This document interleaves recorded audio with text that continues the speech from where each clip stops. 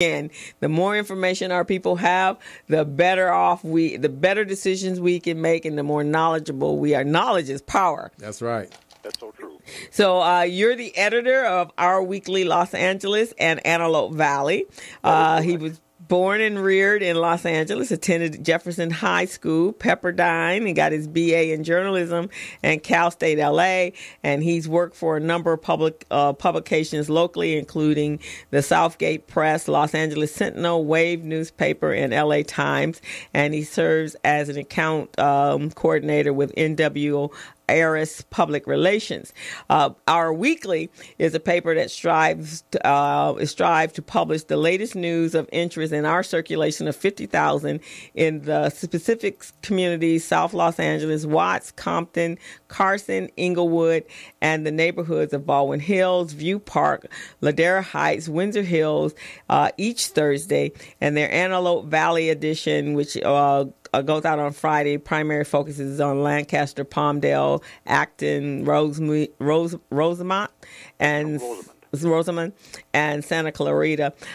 So we are so happy to have you. And you also mentioned to me that, and it's run by the paper, the publisher and CEO is Natalie Cole, and their CEO is David Miller, and each have more than 30 years of experience in newspaper sales and distribution. So we're very happy to have you. You also told me you have a reach online to outside national and international, right? Yes, we certainly do. We have many people online that contact us each week from throughout the nation, and very often some nations overseas, particularly some nations. We've had people to call in from Nigeria, and we've had people to call in from Kenya, and we've had a number of folks to call in from the Caribbean, from places like the Dominican Republic, who see our paper and see how we cover African American news, and how we try to reach the different aspects of the black experience, whether that be African Americans or Caribbean Americans or folks that are in Africa now, and generally the most populous places for black persons. And we've gotten a lot of very positive responses. And as you'll notice this week, of yesterday's paper, we are looking at the new slave trade that seems to have begun in Northern Africa. And we hope that your listeners will, we invite them to pick up a copy or look at us online. And we think that you'll find it's a very interesting story about what is happening with a continuing legacy. Reading the headline, Europe's hold over cheap labor from Africa. And we talk about the Middle Passage, the old Middle Passage from the 1600s. And then now there seems to be a resurgence of that, not so much in carrying persons across the Atlantic in slave ships, but there is a new slave trade. And that's in Liberia, right? That is yes, Libya. Libya, that's right.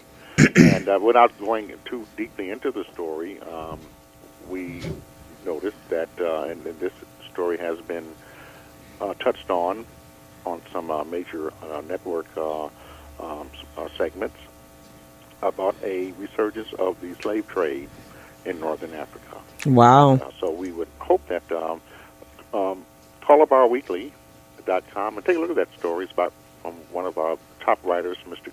Gregory Reese. And we're looking forward to a number of other stories. You may look forward to a number of other interesting stories about Black History Month this month, all penned by Mr. Reese. He's a noted authority on African American issues, whether this be art or entertainment or historic information as well. So. Okay, well, I definitely will. I pulled that up. So those of you that are interested in hearing more about the story, you can go to their online, Our Weekly, and it's the continuing legacy of Europe's hold over cheap labor from Africa. That's what, please do. For sure. So what's some of the news right here locally that we need to know about that you're going to inform us of? Well, what we have done this week, we have been covering the gentrification of many areas in South LA, and not just South LA, but in Los Angeles County, particularly the cities, mostly populated with a large population of African American households, and that goes far beyond the areas of South LA and Compton and Watts, and we're looking at what's happening in the Baldwin Hills area. We know that area is changing dramatically, but with the new subway coming through, the Crenshaw line, and there's a tremendous building effort taking place in the Windsor Hills, Baldwin Hills area, and a lot of people have been voicing their concerns that black people are slowly being pushed out of those areas, longtime homeowners. Of course, when construction takes place and revitalization takes place, property taxes normally go up, and of course many of the people who live there, those are professional persons, and they can afford to pay the higher property taxes, but many people wishing to move into that area, young households, young couples, young professional persons, may be priced out. There's a strong possibility. And the same thing is happening in South LA, and as you look at first glance, you see that this is a wonderful thing, that a long-neglected community such as South LA and Watts, parts of Compton, are finally being recognized and finally being made over, but at what cost? And this is still an ongoing story. It's nice to see old vacant lots and old buildings and old structures being torn down in favor of something new, but at what cost to the residents there?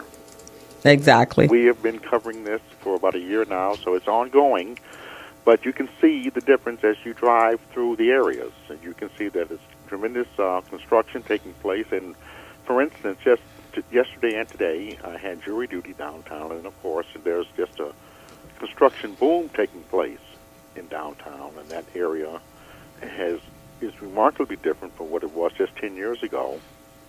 A lot more whites have moved in, and that's a wonderful thing. And it's a booming economy. But at what cost to the residents just outside of downtown, and particularly in the South Park area, which would be the 9th District? There's a lot of changes taking place, and they're good changes, but we want to know how this will affect the current residents. Will they be able to stay? Will they be able to pay the property tax? Will they be able to pay the high cost of living? These are all questions that we're going to be trying to answer over the next year, over this year, and to see. It's nice, as I mentioned, it's very nice. It's a wonderful thing to have more attention placed on a long-neglected community, but at what cost? There's always a flip side to it. And not to continue to just keep going on, but there is a tremendous revitalization of the Jordan Downs housing project in Watts. And that's not going to be recognized anymore. But at what cost, again, I say, to the people who live there? Can they continue to afford to live there now? This is about $700 million in the Jordan Downs. And just wondering. This Yes, is Gilbert Buchanan, and I just wanted to ask you, how do you see this type of activity affecting small businesses in those areas? It's going to be very difficult. So, because the small business may be bought out by larger vendors. Mm-hmm. There's a lot of money coming in from the East Coast. There's a lot of money coming in from overseas. And I'm not going to say it's cheap land, but the land and the parcels of land in South LA are much less expensive than it would be in West Los Angeles, and people are taking advantage of that.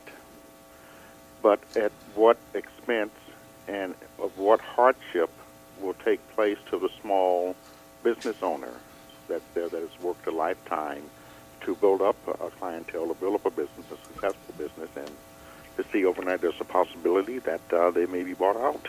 So since it's it's an ongoing story. Yeah, since it's so inevitable for gentrification to occur, then maybe one of the things that we can preach and advocate to many of our small businesses then is to do some due diligence and make sure they understand the valuation of their business. So when these bigger cats come in and try to buy them out, then at least they'll have an idea what their business is worth. so then they can get true value instead of some underpriced value for their business.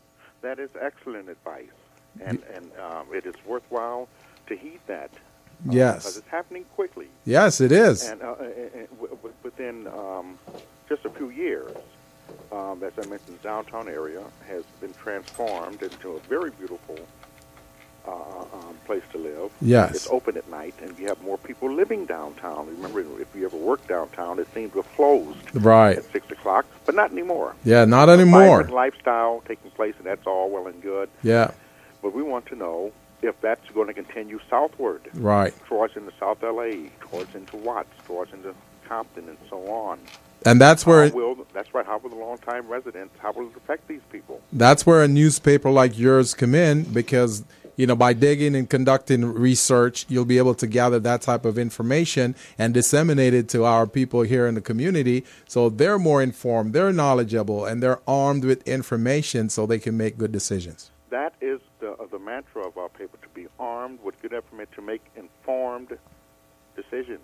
Yes. So arm yourself with good information and try to delve in and to see how these changes will affect you and your family's life. Right. And it's happening right now.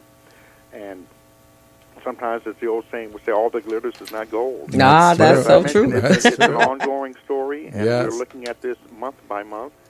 And we did something last summer with the wonderful work, the collaboration that's taking place between Councilman Price of the 9th District and Supervisor Thomas of the 2nd District. Yes. And they are working to revitalize long-forgotten areas. Right. Of course, South L.A. is part of the 2nd District, and of course, South L.A. is part of Councilman Price's 9th District.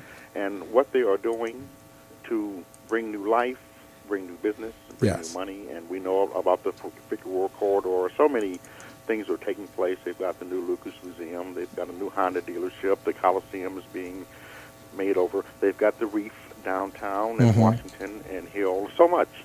And I mentioned the Jordan Downs Project. And just this week, there was a tremendous influx of capital going into the Watts area. And if you just give me a moment, I'll try to find exactly how much. Aren't they building an affordable? You probably saw that. Yes. Affordable yes, housing? They are, and they've just been awarded $35 million in cap-and-trade funding. So Now- that has been secured, and there's more to come. Now, who is building that? Who is responsible? Who's the developer? Well, among the developers, among the people who have who are participating in this, we can say that the Watts Community Leadership Council, Right.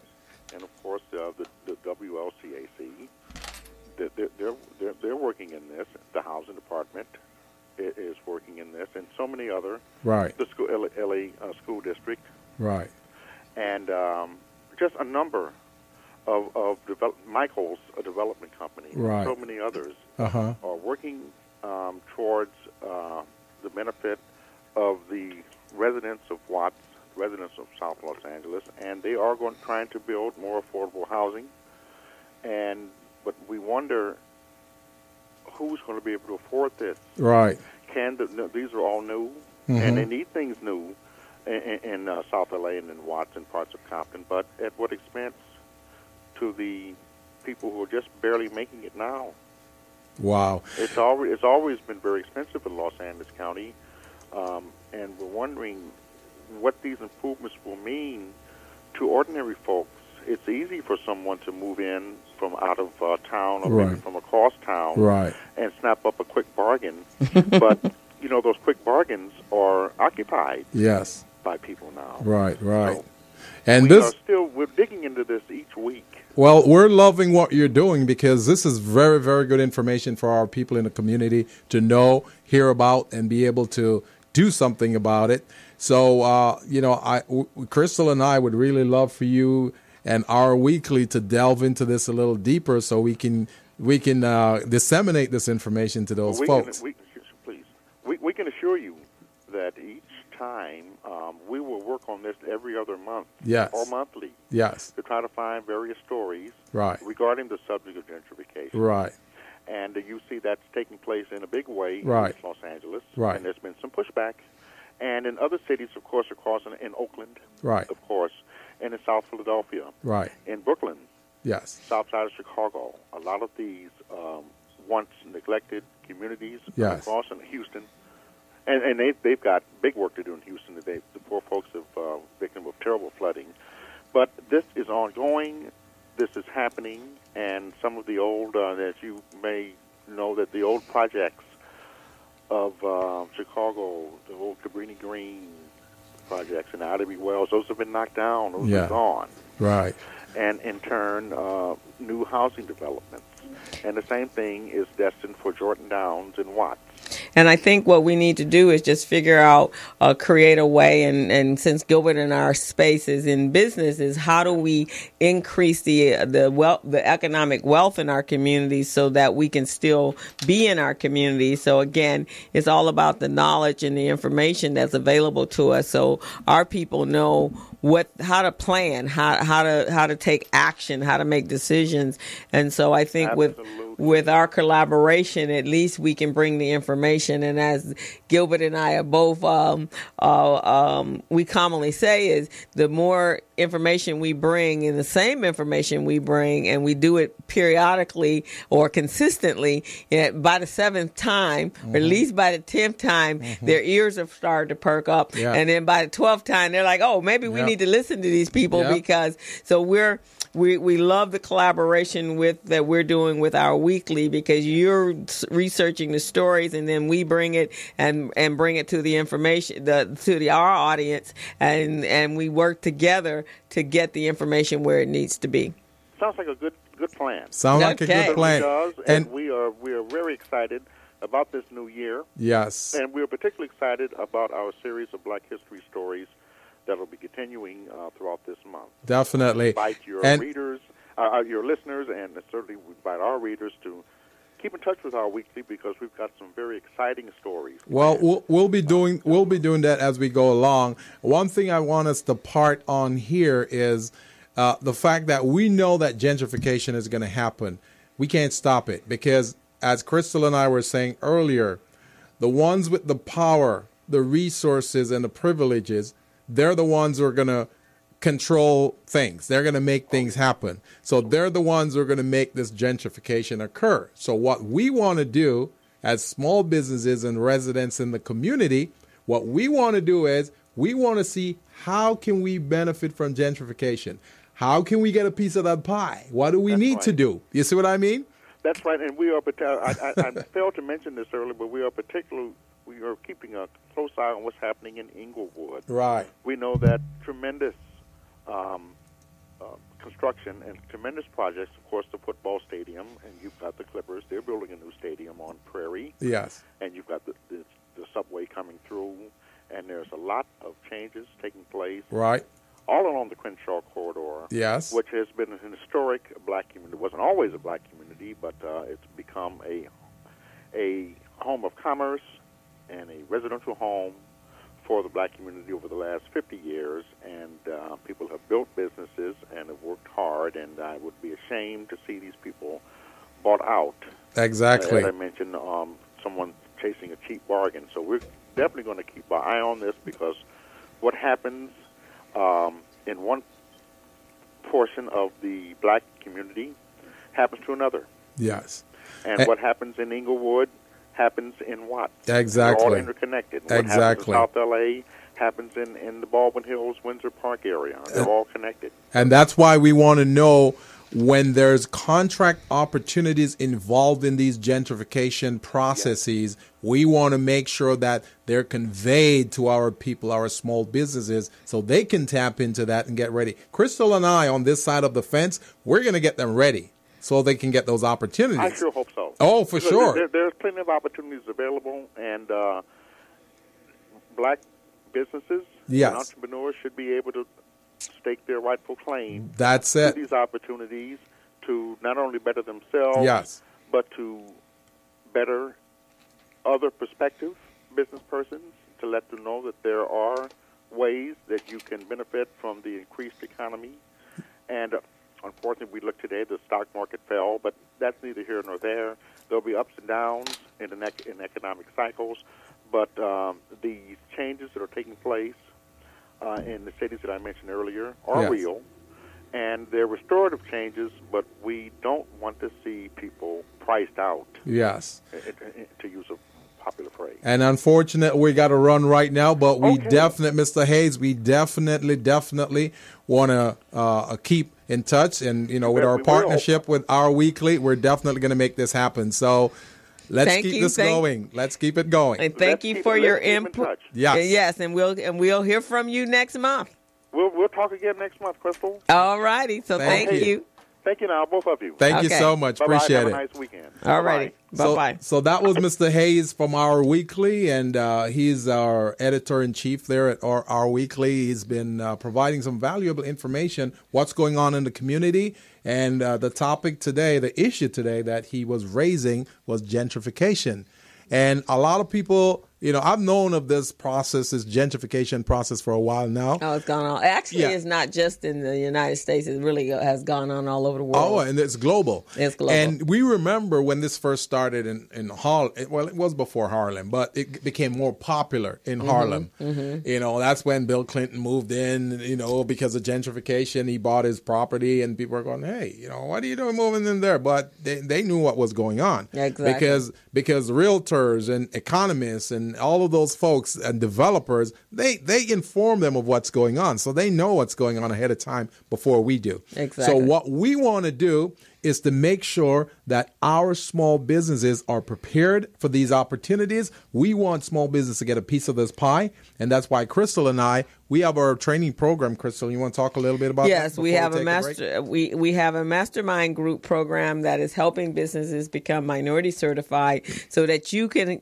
do business from business to business and not transitional business. So our next class is going to be commencing on February 22nd, and at that point, you will, if your business qualifies, then we'll fast track you to a state and a city minority certification destination, and then and our goal is to ensure that or guarantee that you get a minimum $50,000 contract with with either the city or the state. So if you're interested, please reach out to us at 323-906-7004, the Business Zone with Crystal and Gilbert, and we would love to help you increase your revenues in 2018. And just so you know, we're not just talking just to talk. We're not talking heads here today, just talking.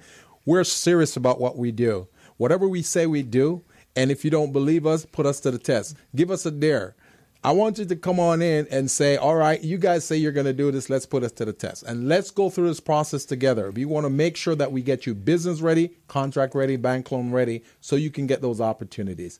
And with that being said, Crystal, you want to go ahead and take a break? Yeah, let's take a break. So, the Our Weekly report is going to come once a month. And then we're also going to have I'm working on a financial report and a business mindset from a psychologist to speak on our mindset.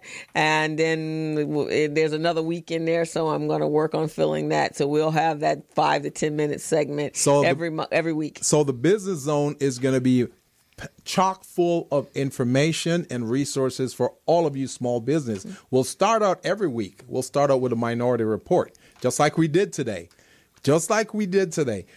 A lot of you probably didn't know about what Crystal and I talked about. Some of you probably knew. Some of you wanted to add something. So if you want to add some information to what we're talking about on this show, I'd like you to give us a call at 323-293-3375. That's 323-293-3375. You're on the Business Zone with Crystal and Gilbert Buchanan. You're a small business paramedic. We're going to go ahead and take a break. All righty. Hello, meet Larry. Larry is a general contractor.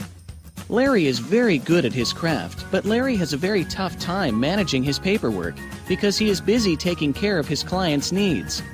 Larry just cannot find his important business documents when needed. Larry is also being passed over for bid opportunities from prime contractors because he is perceived as not ready. He doesn't know where his business license, certifications, insurance, and other key corporate documents are located most of the time. Lucy owns an auto body and collision repair shop and has been using a business management and procurement assistance program called Small Biz Pro to keep her business organized, business ready, contract ready, and bank loan ready.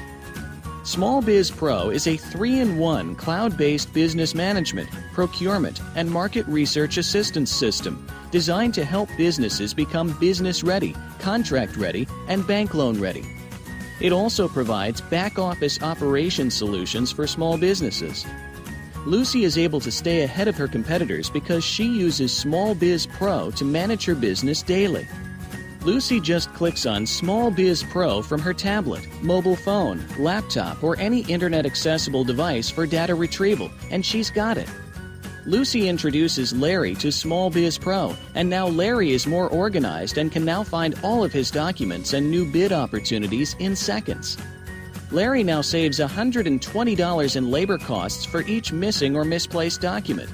Just simply go to your web browser and log into smallbizpro.net and register today for a limited 30-day free trial offer. Services start as low as $1 per day. Let's put the competition out of business. Small Biz Pro. If you stay ready, you don't need to get ready. Register now at smallbizpro.net and begin saving money. Email info@smallbizpro.net or call 626-533-1186.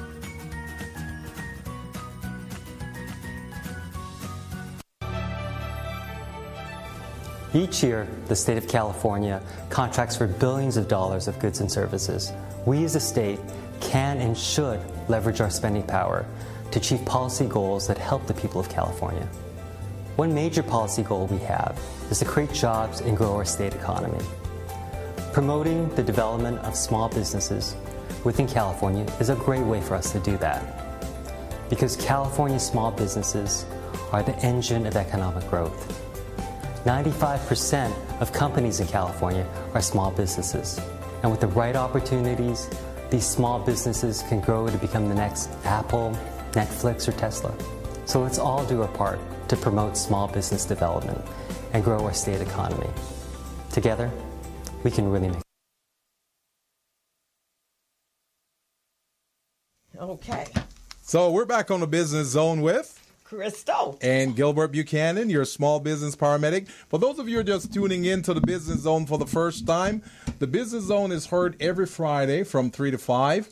And it's on morrismedialive.com, so you can log in to morrismedialive.com, and you'll be able to see the show live. This is one of the few visual radio shows that you've got out there. We provide a variety of information. And just so you know what our platform is all about, the Business Zone is a platform where supply diversity come together to meet with entrepreneurship and small businesses to provide resource, information, and opportunities in order to create success. That's what the Business Zone is. We also have platform and opportunity here for small businesses to come on the show and talk about their business, promote their business, as well as letting their customers know what is it that they do, their features, their benefits, their value proposition, and their core competencies. That's what we do on the Business Zone. So, Crystal, who do we have in the studio wow. today? We got two beautiful ladies in the house today. They're going to talk about fitness and business, and they're both very fit. There we go. And one of them is Don Strozier.